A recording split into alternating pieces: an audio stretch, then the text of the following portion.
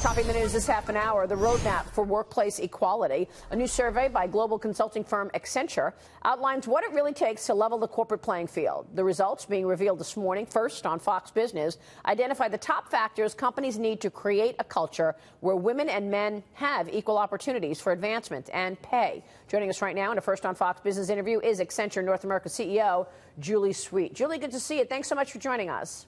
Great. Well, thanks for having me back as we get ready to celebrate International Women's Day. International Women's Day is Thursday. What did your survey find in terms of women and men on an equal footing? Why don't we see more women in the CEO office, for example?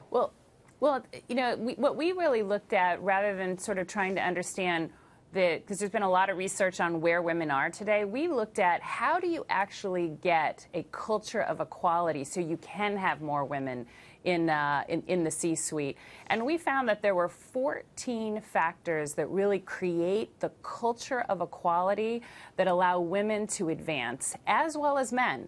And those factors fall into three categories. Bold leadership. So think companies who are public about their commitment, CEOs who are clear about their targets. The second category was comprehensive action. So think about it as effective policies and programs like having a women's network, having good parental leave. And finally, the third, which I think is really not focused on enough, it's what we call empowering environment. That is, what does it feel like to go to work every day?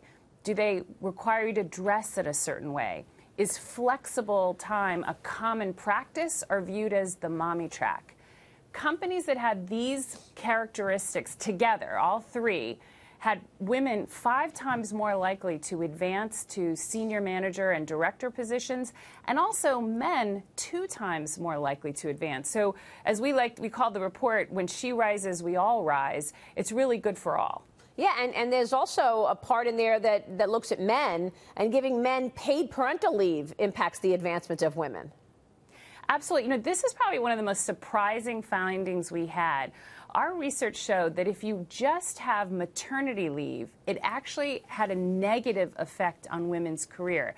But for the companies with parental leave, so men were also taking off, it erased the negative effect on men's careers. And we thought that was a really important finding. And we saw that actually at Accenture a few years ago. We put in a policy because we're a consulting firm, and we were losing women who had to travel when they came back from having a child in particular.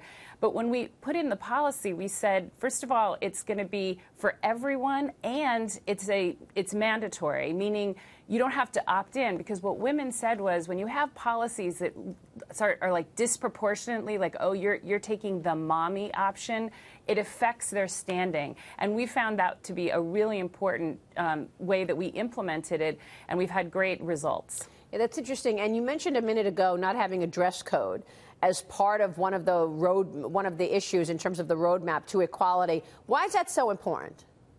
Because it's about being able to be who you are. Right. And there's a lot of discussion about kind of being what it means to be inclusive. And we like at Accenture, we call it dress for your day, right? It's who you are and being able to feel as if people care about what you are and not sort of conforming to some sort of version of what the company wants. You know, I'm looking at a story right now about the number of women that are going to be running in this upcoming primary. In 2018, when you look just at Texas, there are a number of women running. What does it take for women to feel that they actually can push, and get to the top? I mean, it's important to see more females in Congress as well. It absolutely is. And what's interesting is when you focus on companies and these things, we saw a big difference in the aspirations of women to actually become senior management. And that's important, too, because you're not going to actually have more women unless you're creating an environment where women aspire to be in the C-suite. And I will tell you, Maria, right now, when I'm in the C-suite every day, right, we serve 70% of the Fortune 500. And for every conversation, and we've had many here on digital disruption and artificial intelligence, the topic quickly turns to people and culture. because this is a top CEO priority. How do you attract and retain people? How do you have an innovation in your DNA and your culture? And what I'm most excited about this research is not only is it really providing a roadmap as to how you advance more women, but it is going to help companies attract and retain people. 98% of individuals who are at companies with these factors are happy with their career progression. Yeah. Well, right? the other thing, yeah. The flexible schedules is really important because women have kids and women leave the workforce to go have kids. When they come back, the hierarchy has changed and they sometimes lose their spot in terms of the hierarchy getting to that CEO office. Absolutely. And they also feel like they're behind. Right. And that kind of goes, so why do I want to come back? But we've also found that when you're trying to retain people, men also like flexible schedules, right? They want to be able to be more present for their kids. Yeah, that's a good point. It's not just a woman thing.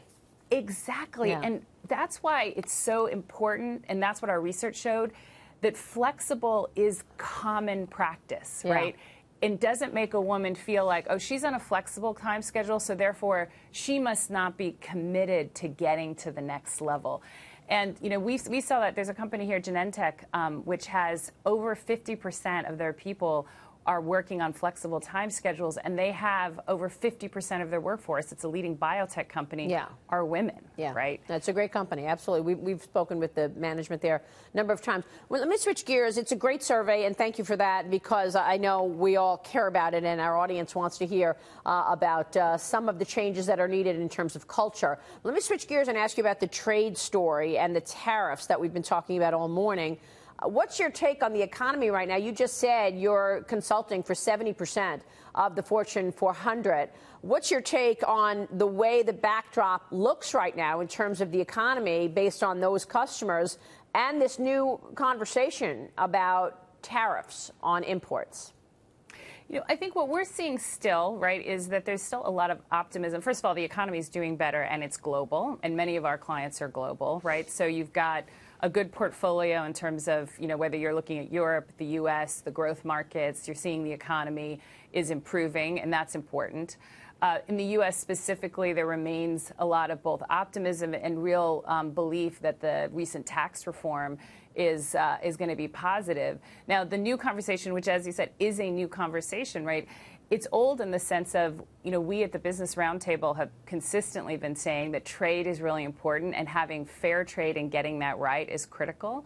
And so I think we're entering a period where we really need to make sure as a country that we get it right, and it's at the beginning of the conversation. But what we're seeing in the market right now is still, in terms of like the underlying business fundamentals, optimism about where we are in the economy. All right. Well, we're just talking with Jeb Henserling a little while ago, and he was predicting 3.5% growth this year. We'll see about that. Julie, good to talk with you. Thanks so much. Great. Thanks for having me. Take care. Julie Sweet joining us from Accenture.